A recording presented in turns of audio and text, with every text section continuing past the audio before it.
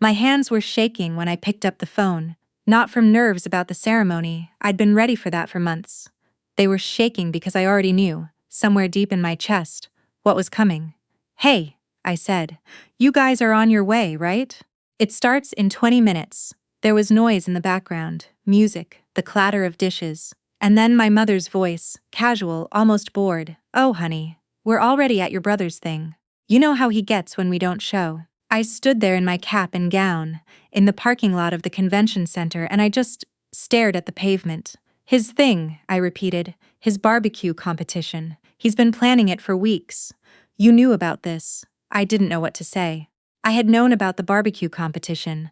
I had also sent 3 reminders about my graduation. I had also called the night before to confirm they were coming. My mother had said, "Of course, sweetheart. Wouldn't miss it."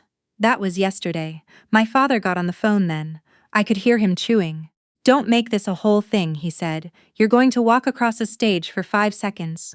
Your brother has judges flying in from Atlanta." I hung up. I didn't cry. I think I was too stunned to cry.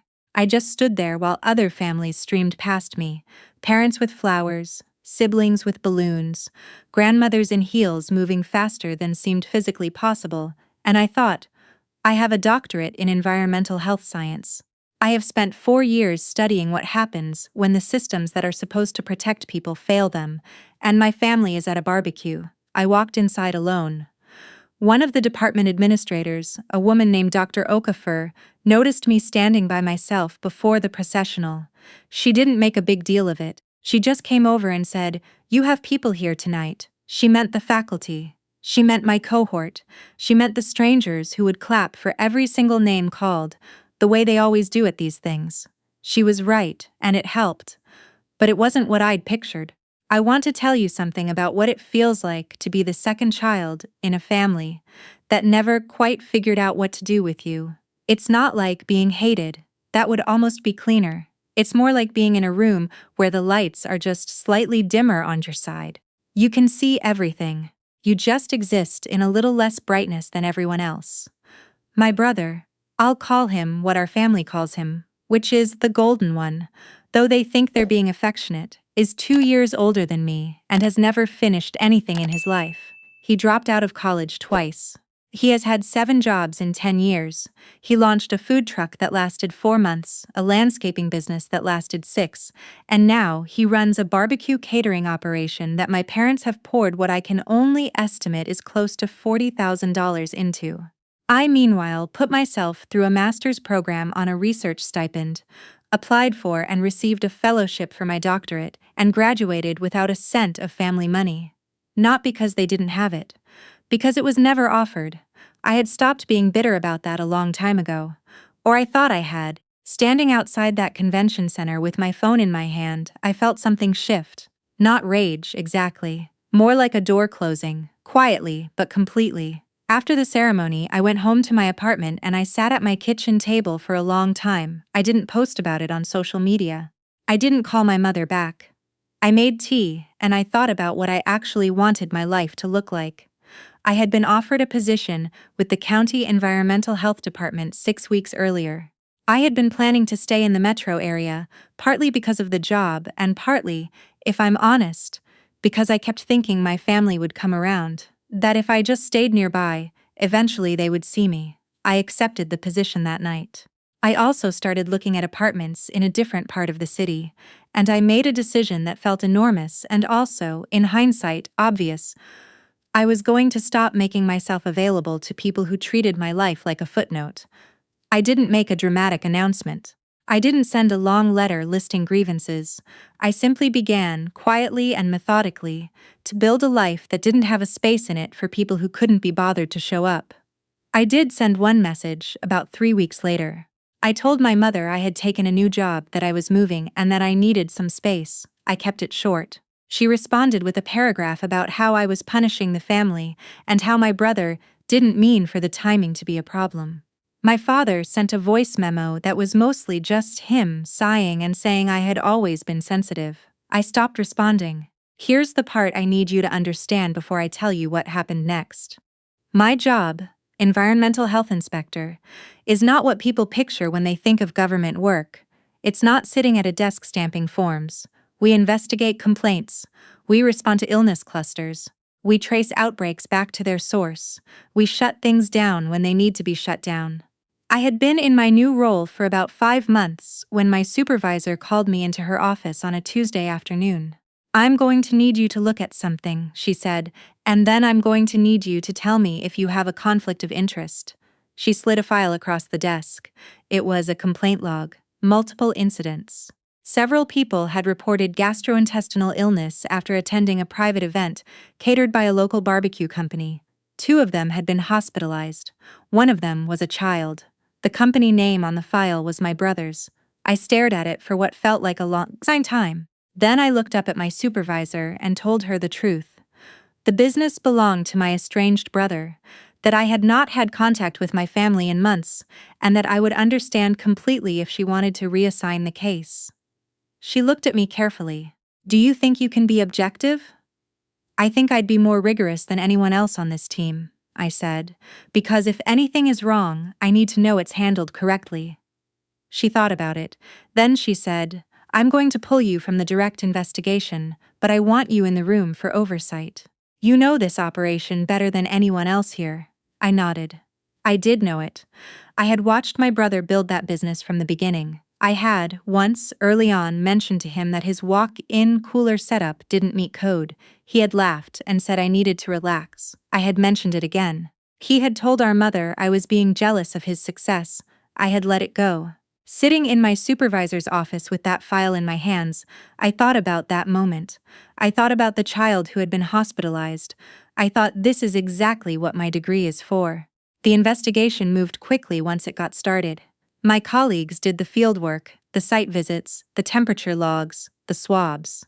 I reviewed the documentation, cross-referenced it with the complaint data, and helped build the timeline. What we found was not subtle. There were multiple critical violations. The walk-in cooler had been running at an unsafe temperature for what appeared to be several weeks. There was evidence of cross-contamination in the prep area. There were no proper HACCP records, and there were prior warnings. A previous inspector had flagged 2 issues 8 months earlier. The corrections had been marked as completed, but our investigation suggested they had never actually been addressed. My brother had signed off on those corrections. I want to be very clear about something. I did not do anything to make this worse for him. I didn't push for harsher findings. I didn't add anything that wasn't there. I was, if anything, more careful than I might have been with any other case, precisely because I knew people would question my objectivity. Every finding I touched, I triple-checked. Every recommendation I made, I ran by my supervisor. The evidence was what it was. The business was suspended pending a full review. My brother was personally cited for the falsified completion records. The case was referred to the district health office for further action. I wasn't in the room when the inspectors arrived at his facility. I heard about it afterward, from my supervisor, who said my brother had been, her word, combative. He had demanded to know who had flagged the case. He had accused someone of targeting him personally. No one told him. He figured it out anyway, eventually.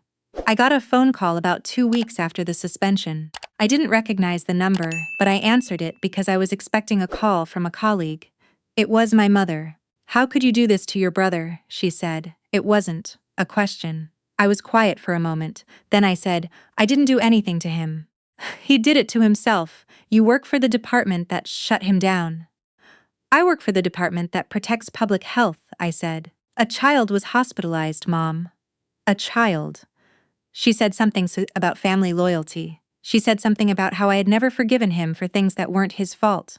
She said I had always had it out for him. I remember thinking, she still doesn't see it. After everything, she still doesn't see it. "I have to go," I said, and I hung up. Before I tell you what happened after that, let me ask you something. If you found out that someone you loved, family, a close friend, someone you had history with, was running an operation that was making people sick, and you had the ability to do something about it, what would you do? Would the relationship change your answer? Does it matter who it is? I think about that question a lot. I don't think my answer was heroic. I think it was just correct. But correct doesn't always feel clean, especially at 3 in the morning, when you're lying in bed, thinking about a conversation that ended with your mother's voice. What I did next surprised even me. I didn't pull away further. I didn't send another message cutting contact. I actually reached out to my brother directly, for the first time in months, about 6 weeks after the suspicion. I'm not entirely sure what made me do it. Some part of me, I think, needed him to know it came from me. Not as a confession, not as an apology, just I needed the truth to exist between us out loud. I sent him a message, short. I told him that I had been involved in the oversight of the investigation, that I had not initiated it and had not directed it, but that I had not recused myself fully either, and that I stood by every finding in that report. I told him I hoped the business could come into compliance and reopen. And I told him that if he ever wanted to talk, actually talk, I was willing to have that conversation. He didn't respond. My parents tried calling twice more over the next month. I didn't answer. Not out of anger, I want to be precise about this, but because I had already said everything I had to say, and going in circles wasn't going to help either of us.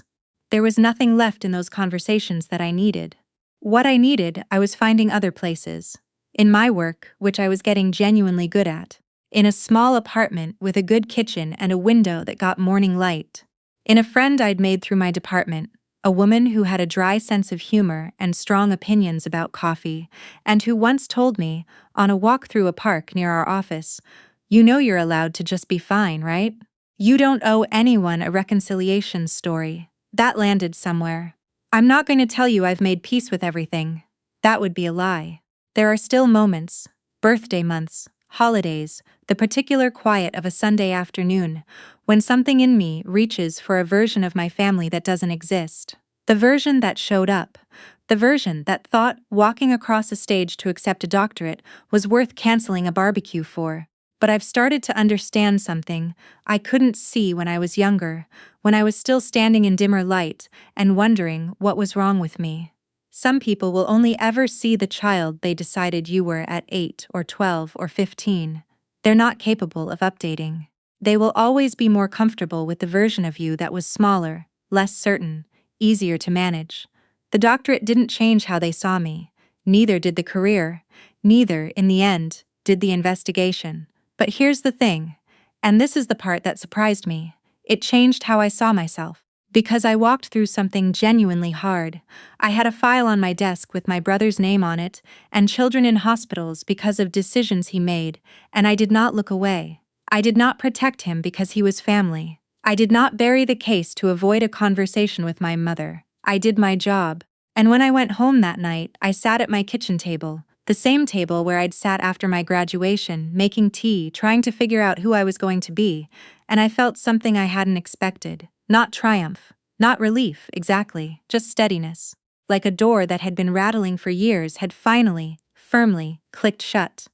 I hear the business applied for reinstatement about 4 months after the suspension. I don't know if it was approved. I recused myself from that process, completely.